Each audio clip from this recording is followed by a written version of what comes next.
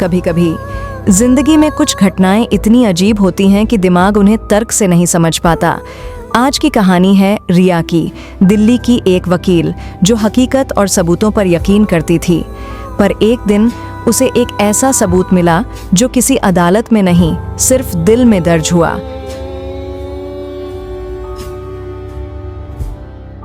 दिल्ली की सुबह हमेशा की तरह व्यस्त थी।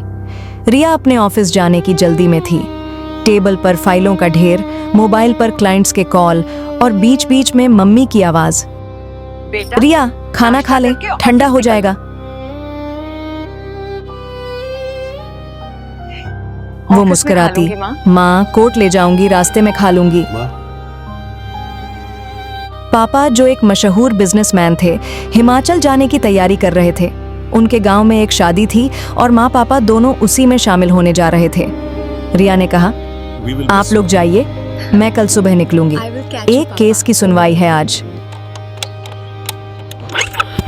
अकेले जाने के पीछे एक और कारण था, एक लंबी बाइक राइड। सड़क पर हल्का कोहरा था, चारों तरफ खेत, पेड़ों के साए और बीच बीच में सुनसान मोड़।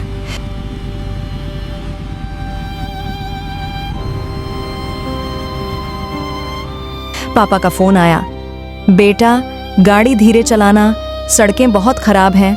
रिया मुस्कुराई, हाँ पापा, आप चिंता मत करो।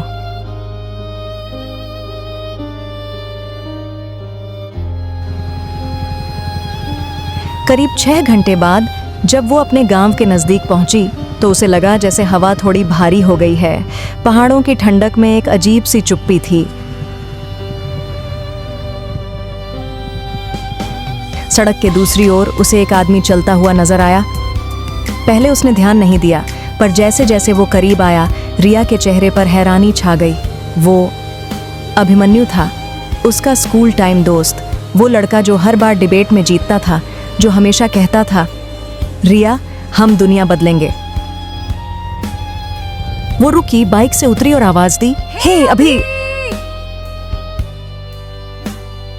वो मुस्कुराया, रिया तू, कितने सालों बाद।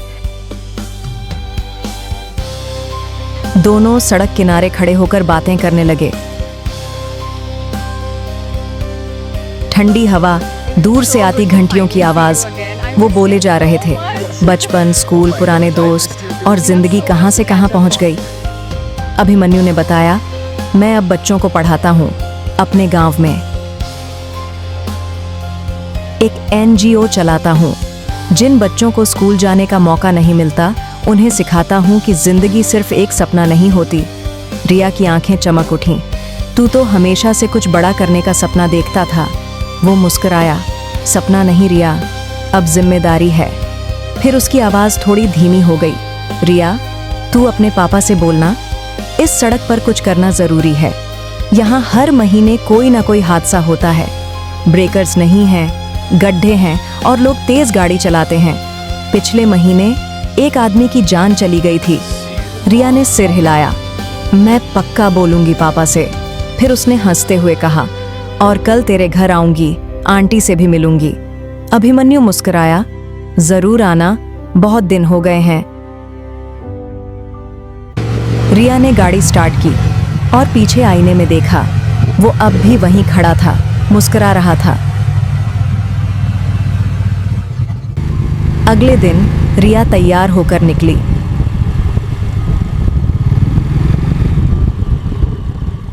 अभिमन्यु के घर पहुंचते पहुंचते दोपहर हो गई थी।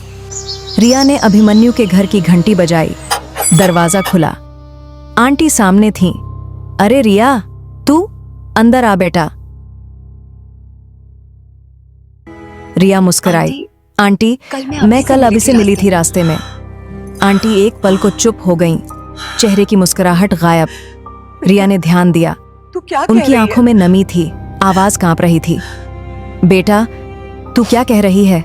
रिया ने कहा, हाँ आंटी, कल शाम जब मैं यहाँ आ रही थी।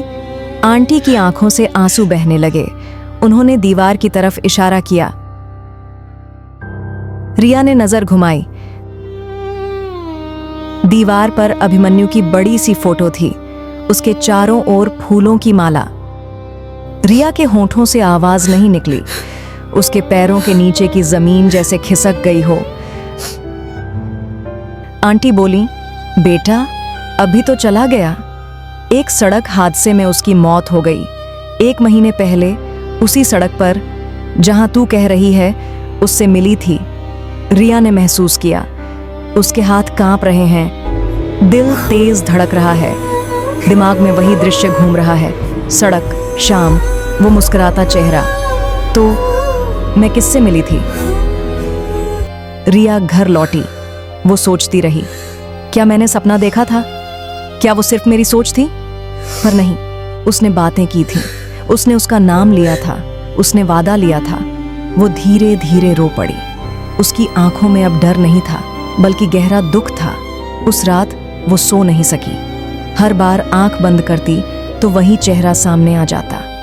सुबह उठी तो चेहरा फीका था, लेकिन मन में एक बात साफ थी, अब्बी ने मुझसे मदद मांगी थी और मुझे वो वादा निभाना होगा। रिया ने अपने पिता को सब बताया, हर एक बात। वो कुछ देर तक चुप रहे, फिर धीरे बोले, बेटा कुछ आत्माएं तब तक चैन नहीं पाती जब तक उनका अधूरा काम पूरा न हो जाए। उसी दिन उन्होंने कॉल किया। डिपार्टमेंट्स, लोकल नेता, इंजीनियरिंग ऑफिस, काम शुरू हो गया। सिर्फ 1 हफ्ते में सड़क पूरी बन गई। नई सड़क, साइन बोर्ड, स्पीड ब्रेकर।